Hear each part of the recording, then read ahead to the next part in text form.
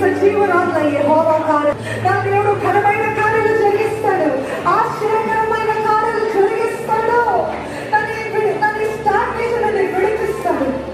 ఇన్ని సంవత్సరాలు అవ్వని కార్యాలు దేవుడు నా జీవితంలో నిశ్చయంగా జరిగిస్తాడు. అతి త్వరలో జరిగిస్తాడని విశ్వాసముతో ఆయన స్తుతిస్తాడు.